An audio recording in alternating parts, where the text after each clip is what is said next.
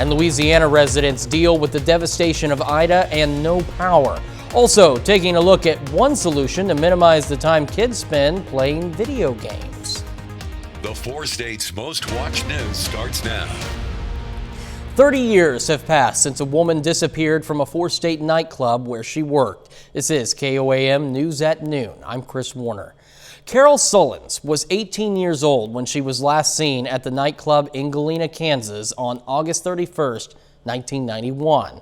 In 2002, Donald Kidwell pled guilty to battery and interference with law enforcement for his role in Sullins' disappearance.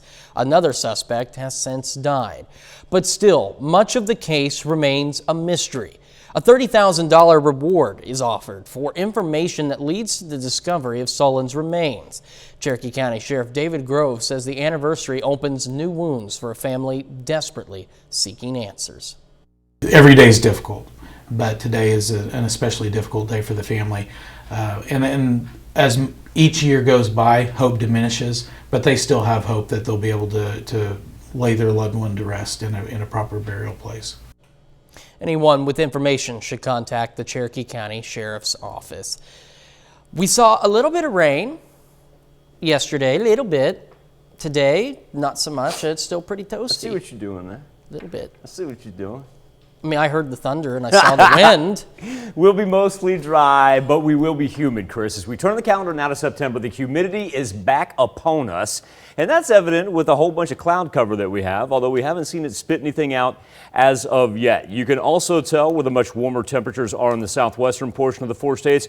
Earlier this morning, we talked about that line, say that was going from Sedan to Bonita. Well, let's go ahead and throw about that line from Welch to Independence in there as well, because we're seeing anything about a 7 to 8 degree difference. There's your cloud cover for the central portion of the 4 states. That's where we had our sky camera outside of Television City. But for the most part, all our rain has hung right over the Ozarks right there, and so it stays off to the east of our highlighted counties.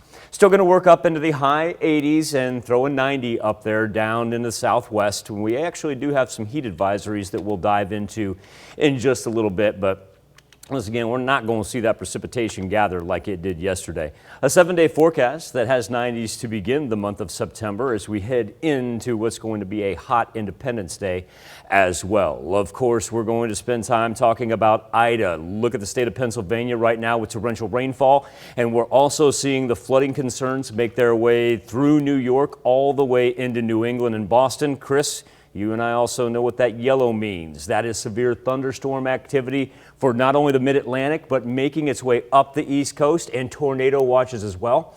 I know you've got the latest on her devastation. Absolutely. Michael, thank you so much. And we do have the latest on Ida, from flooding to power outages, where many people still without power. Around 760,000 people are either without water or being told to boil water. Long lines are forming in the sweltering heat for critical supplies like food and gasoline.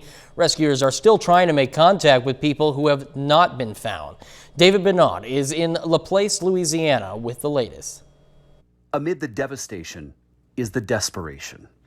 Crowds and cars lined up for gas in New Orleans. And I've been here since 10 o'clock. It's 2:30. That's 4.5 hours? 4.5 hours. This is time-lapse video showing a line of people waiting for food wrapping around a block hours before the food was even handed out. Many of the life-supporting infrastructure elements are not present. They're not operating right now. So it's why Mike Tregg, sheriff of St. John the Baptist Parish, keeps getting requests for welfare checks. My father lives at this address in LaPlace. He's 77-year-old, disabled male. That was a message from a man in New Jersey who wanted to know that his dad is okay. So the sheriff sent his men to go check and see. Cajun Navy and the National Guard has not been able to make contact with him due to debris in the roadway. And they went out to check on him. How you doing, sir? 77-year-old John Moore was home alone with his dog Nixon. All right. We're with the sheriff's office. Your son is worried about you because he hasn't heard from you. Would you like us to get you out? Too. All right. Would you like us to get you out? Yes, sir. All right. They found that Moore's house was damaged by Ida. No water, no food, no electricity, and no fuel in his generator. So the officers convinced him it was not safe to stay. You know, I tried to be by myself, but It's okay. it's 77, it's hard. They help Moore, who has Parkinson's, to get dressed. And before they left, Officer Joshua Mathern began folding an American flag that he found on Moore's bedroom floor. Then they all escorted him to the shelter. We have your father. Your father's fine. We also have the dog. Your father's a little shaken up, just wants to make sure he didn't do anything wrong and he's going to be okay. Lieutenant Jake Boudreau decided it was safer for Mr. Moore to go to the hospital. You ready? 1, 2, 3. Apparently this is his father's flag. World War II veteran. Kind of felt wrong to leave it hanging on the ground. And as he sat on the stretcher, Come with you. they handed him that flag. As Mr. Moore was taken away, Nixon was taken from him because they don't allow dogs at the hospital. Now, Nixon was not going to be abandoned by that sheriff's team. Lieutenant Boudreau personally hand-delivered Nixon to the Emergency Operations Center, and he put him in the arms of Rachel. Rachel's the lady who is the manager for the Animal Services, and she personally took custody of Nixon. She's going to look after him and make sure that he is safe until he can be reunited with Mr. Moore. David Begnaud, CBS News, LaPlace, Louisiana. Certainly an incredible story. Turning now to COVID-19 news, Missouri is almost last in the nation when it comes to staff vaccination rates in nursing homes. And local health professionals say they're working to boost those numbers. Just 48% of nursing home workers in the state are vaccinated, while 82% of nursing home residents are vaccinated. Joplin Health and Rehabilitation Center's administrator says they're doing what they can to boost vaccination rates among staff. We are constantly promoting to get vaccinated. We believe strongly in vaccinations. We have had the free vaccination clinics here at our facility. We'll continue to have those. We work with the Joplin Health Department. And currently, 47% of the Joplin Health and Rehabilitation Center staff are fully vaccinated. For residents, that number jumps to 77%. Kansas Governor Laura Kelly announced Tuesday Kansans who get the COVID vaccine at select Dillon stores will be eligible for a $100 incentive. The incentive will be broken up to $50 per dose for newly vaccinated Kansans ages 12 and up. The money will be mailed in the form of a Visa gift card. However, so far none of the select stores are in southeast Kansas.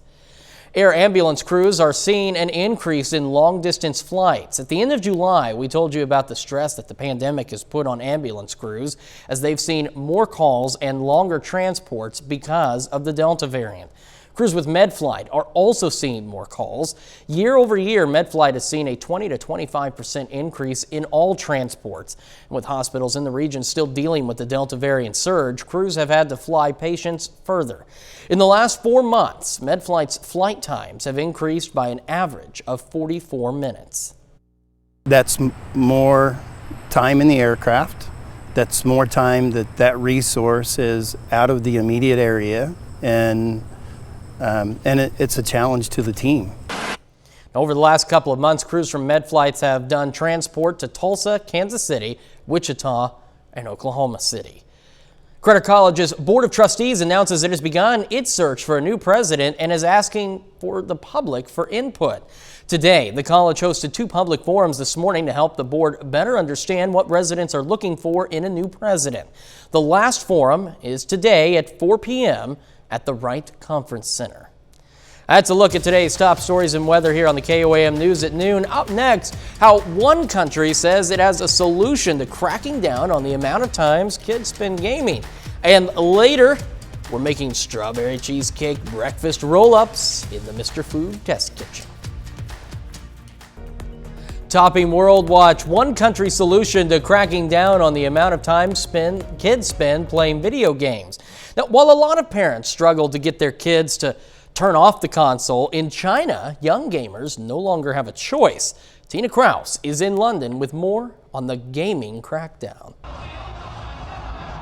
It's a move online gaming fans would never make, pulling the plug on their playtime. But China's government is doing just that, limiting gamers under the age of 18 to just 3 hours of play every week and only on the weekends. This 17-year-old says it's annoying, but I'm in my last year of high school and really should be studying more anyway. The limits are part of Beijing's push to strengthen controls over society and stop what the government calls a growing game addiction that's harming children's health. Chinese media has referred to video games as electronic drugs, and some parents like Li Hanchao agree. She says the time limit is quite good because so many kids are addicted. China is counting on the country's multi-billion-dollar gaming industry to enforce the rules. Gamers are required to use their government ID cards when registering to play, so they can't lie about their age. But this player says people will just buy accounts from adults. Thousands of kids went back to school this week, and the government is urging teachers and parents to keep a closer eye on their computers and cell phones. Students will be allowed extra play on school holidays, but after 60 minutes, it's game over. Tina Kraus, CBS News. The video game industry saw a big boost in business during the pandemic.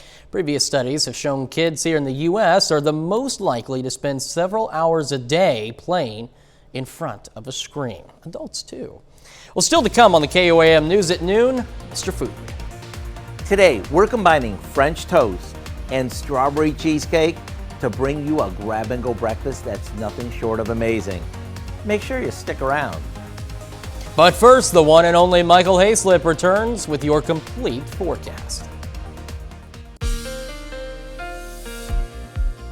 Now that we've closed out August, let's open up September, which also happens to be with the start of what we call meteorological fall. Now, the big difference being it's just kind of record keeping. Meteorological fall runs September, October, November, while astronomical fall starts September 22nd, and that will be with the fall equinox. Our record on this September the 1st dates back to 2000. How about that? 105 degrees, my goodness. So thanks to a little cloud cover over Joplin, it's been very, very comfortable so far, at least for the central and eastern portions of the 4 states. 81 is where we stand in Joplin right now, but look at what happens as we jaunt down to the south and out to the west, where we're seeing high 80s already through northeast Oklahoma, and though Independence and Sedan in there. Now compare that to what we've got up in Fort Scott and Nevada. We're talking about a 14-degree difference in our temperatures right now, and you'll notice on the 24-hour temp change all over the place. Well, that's because that thunderstorm activity we had during the noon hour yesterday had cooled off portions of the north.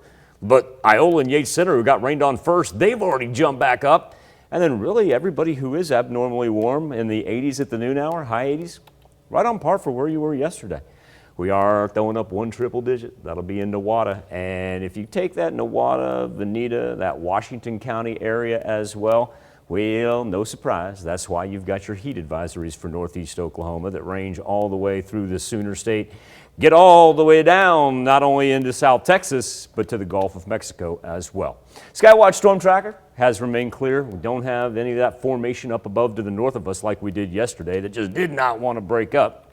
What we also have not breaking up are the remnants of Ida. Chris brought us the story earlier of the massive flooding concerns that still exist with the torrential rainfall now making its way from Pennsylvania into New York State. And so not only do we have the flash flood warnings, but the yellow and the red, now we're talking tornadic activity as well, with one report, the lone report so far of a funnel cloud coming out of Virginia. But yes, the National Weather Service now confirming that a tornado formed in a field. We do not have any reports of injuries and no structural damage. So that we'll call that a winner so far. As far as another winner, well, we don't have any severe thunderstorm risk for us. And hopefully, yeah, we got the formation of the letter K now. Kate sitting out in the Atlantic. She can stay out there coming off of Ida. Let's hope it takes that path and just kind of eventually spins out.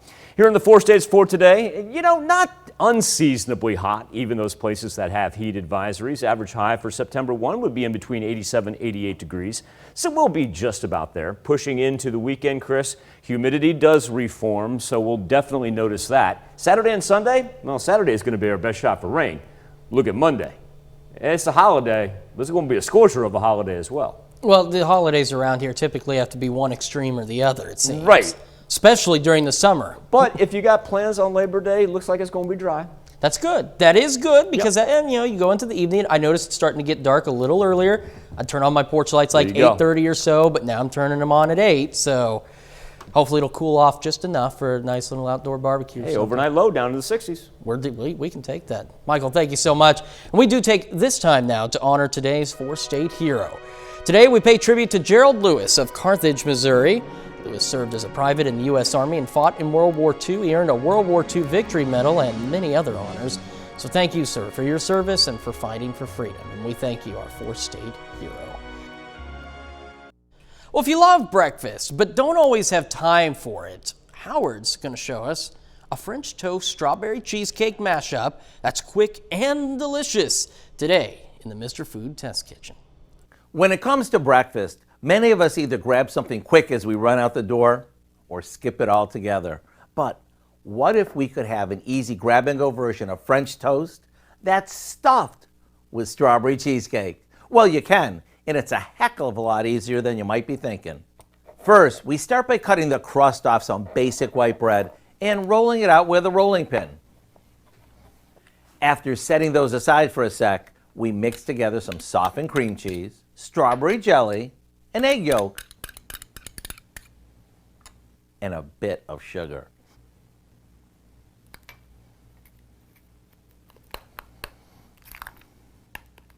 Now, we spread this over the bread, then roll each one up pinwheel style before placing them seam side down on a baking sheet.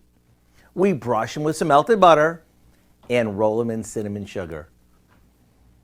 Once they're all done, we'll pop them in the freezer to firm up. Come breakfast time, all that's left to do is bake them for about 20 minutes and they're done. Eat them as is, or maybe top them with some fresh berries, a bit of syrup, or both for a decadent way to start your day. To get the recipe for our strawberry cheesecake breakfast roll-ups, all you need to do is visit our website. I'm Howard in the Mr. Food Test Kitchen, where today we found a 2-in-1 way for you to say, ooh, it's so good. I don't know about any of you guys at home, but that actually looked really good. Ron, what do you think? Absolutely. He says absolutely. I agree. And you can find this recipe along with a lot more good food from Mr. Food Test Kitchen online. You know what you need to do? You just go to our website, KOAMnewsnow.com. Now, we're going to take a look at four-state market price.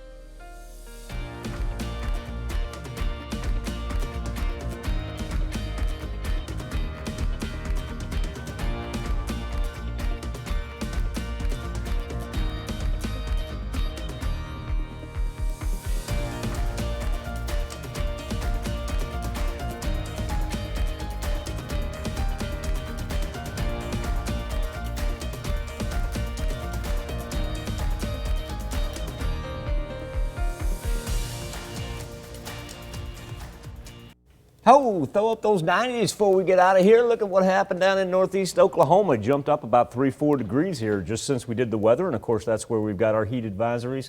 We got a 15-degree difference from the north down to the south. So it's going to be a little bit scorching the farther south and west that you go. Then we all kind of even out here on Thursday and Friday into the 90s. But remember, we're going to get a good dose of humidity here for our first week of September. Something that we're not necessarily looking forward to, but we're prepared for at least. You know what's coming. All right, Michael, thank you. Dow Quick joining us now to look at what's coming up on the KOAM News at 5. Yeah, at 5, sleep apnea is a condition we associate commonly with adults, but the American Heart Association is warning the sleep disorder is common in children and may impact their heart health.